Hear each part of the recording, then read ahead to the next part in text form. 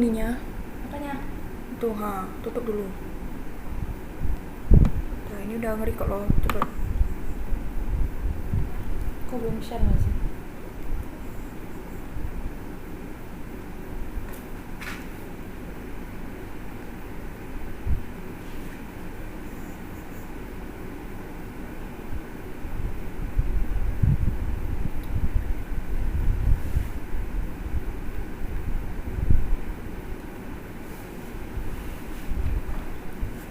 Oke, selamat sore semua. Ngomongnya jangan terlalu santai.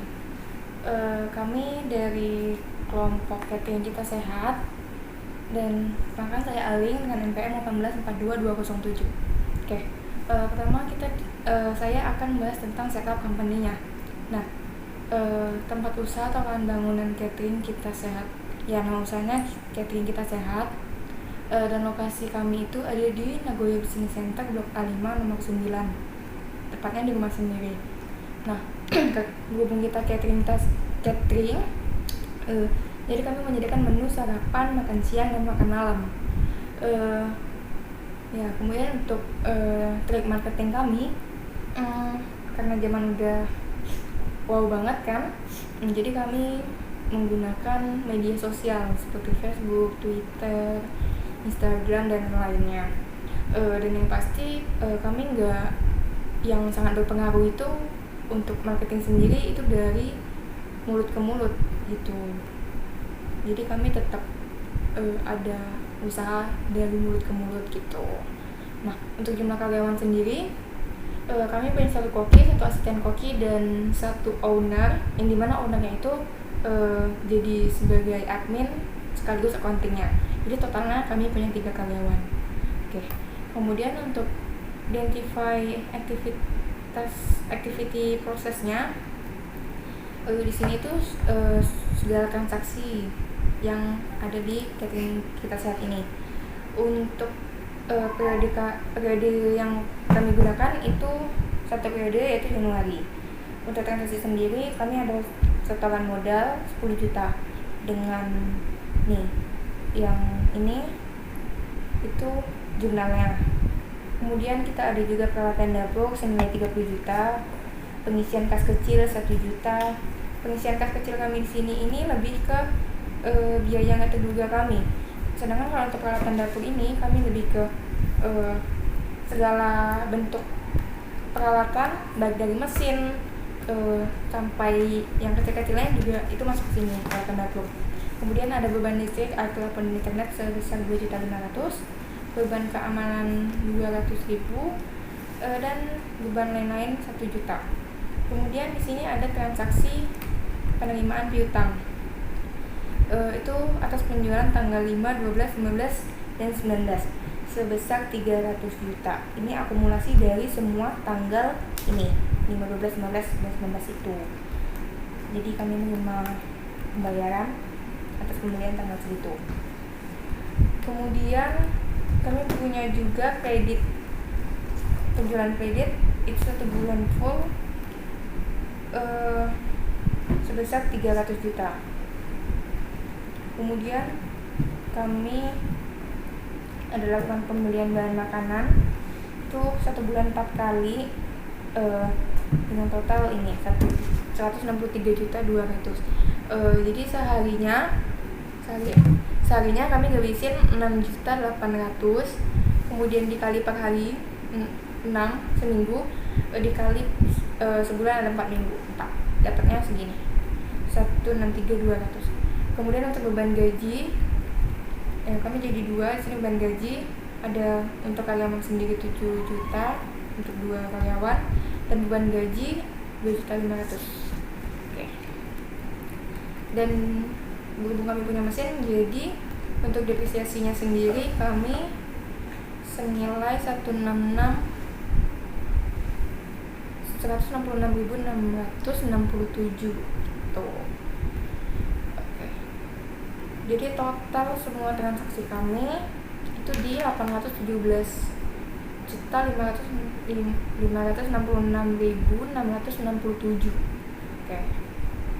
Kemudian di sini untuk DMDLH-nya Yang masuk ke DM itu pembelian bahan makanan, bahan makanan dan beban lain-lain. Terus untuk DL sendiri beban gaji, dan untuk OH-nya beban-beban lainnya yang nggak ada hubungannya sama si proses produksi itu sendiri. Kemudian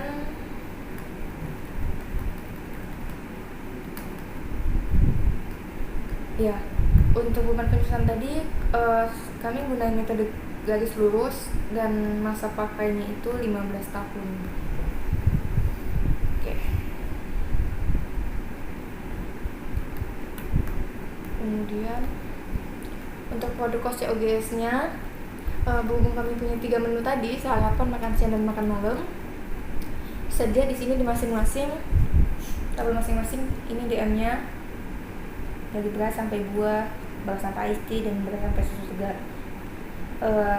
Dan harga bahan makanannya ada di situ. Harga bahannya per porsi untuk makan malam, makan siang, sarapan.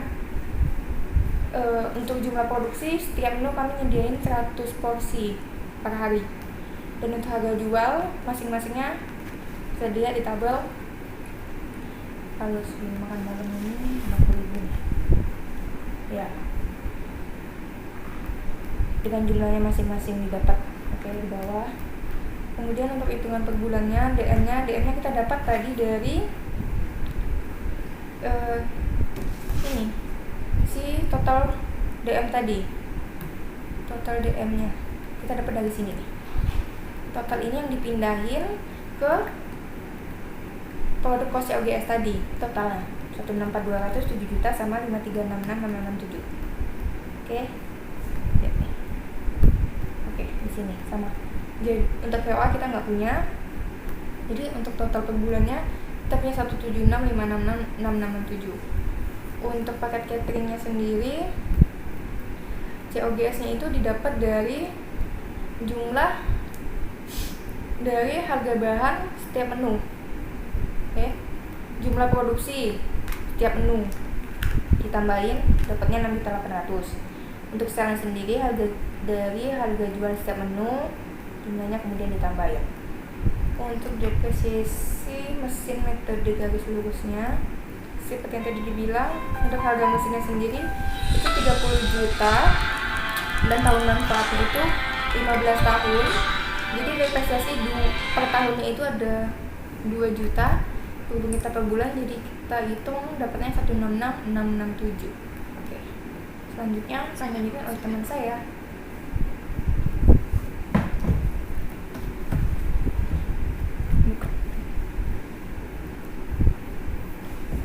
Disajikan activity based costing untuk catering kita sehat, di mana ketiganya yaitu sarapan, makan siang, dan makan malam atas DM, DL, DLH, dan total overhead sudah disajikan dan sesuai dengan ketentuan catering kita sehat. Activity based costing itu untuk mencari cost per unit dari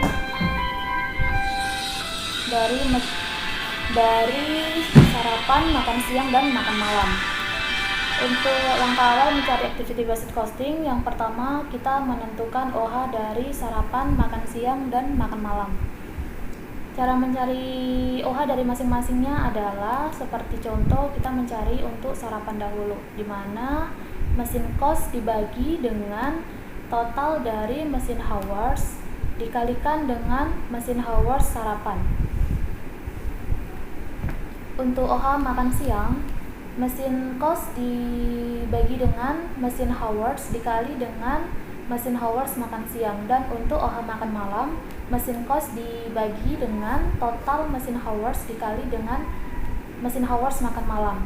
Cara mencari ini berlaku juga untuk sarapan, makan siang, dan makan malam pada setup cost dan inspection cost.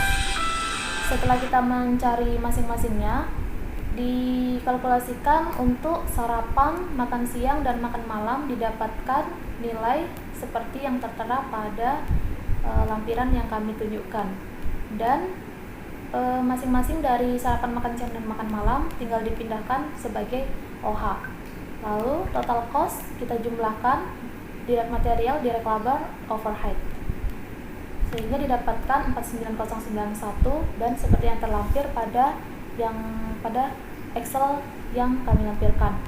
Lalu untuk mencari cost per unit, jumlah produksi yang diproduksi untuk sarapan, makan siang dan makan malam itu sama 2.400. Jadi total cost dibagi dengan jumlah produksi, maka didapatlah cost per unit untuk sarapan 20.455, untuk makan siang 25.281 dan untuk makan malam 28.359. Di sini catering kita sehat juga membuat laporan keuangan laba rugi.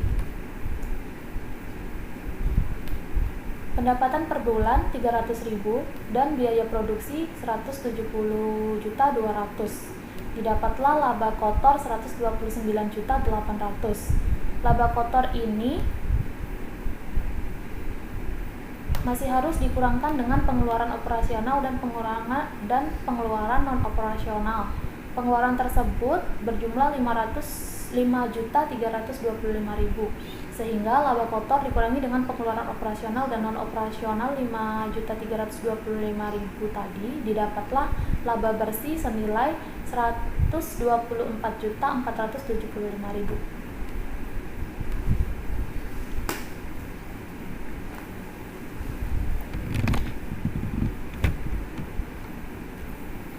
Bikin selanjutnya lah kalian nih, biar aku bisa Udah selanjutnya loh. terima requestnya.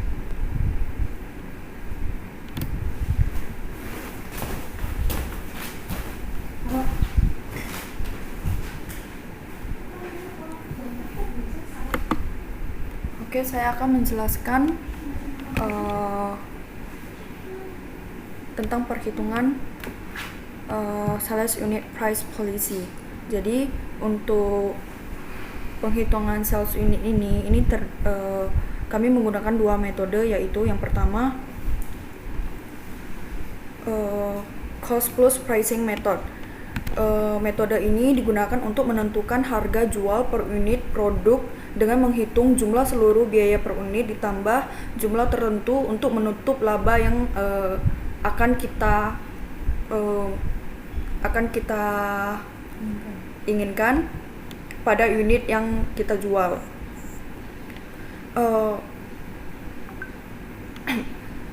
Cost plus pricing method ini menggunakan rumus, yaitu biaya total ditambah dengan biaya margin, maka akan didapat harga jual. Di sini seperti yang ditampilkan, jumlah yang kami produksi adalah sebanyak 100 unit, kemudian biaya DM, DL dan OH, dan kami menetapkan laba yang kami inginkan adalah 45%.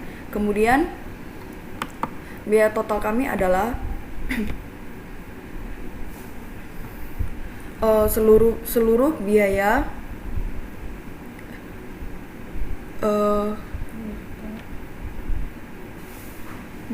biaya total kami adalah kok kayak gini.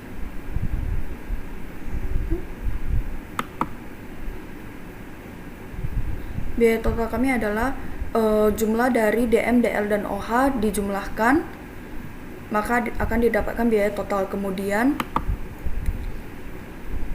untuk laba pada laba yang diinginkan yaitu 45% dikali dengan biaya yang total yang telah kita dapatkan tadi. Kemudian kita akan mendapatkan hasil dari biaya total yang ditambahkan dengan laba.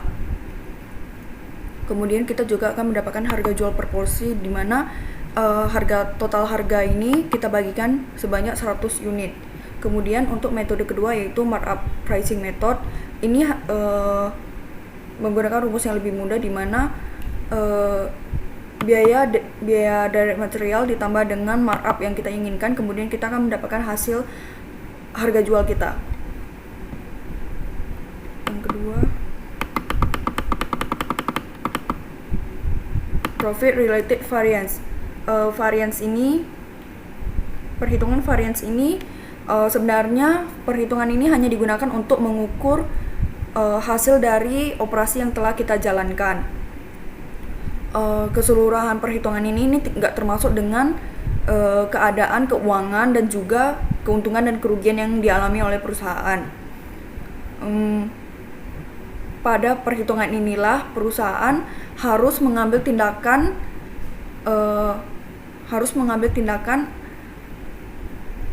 untuk memberikan sebuah perubahan pada periode berikutnya jika ingin mendapatkan hasil yang lebih baik. Perhitungan ini didapat dari perhitungan ini adalah perbedaan antara laba yang benar-benar kita dapat dengan anggaran yang telah kita tetapkan. Di sini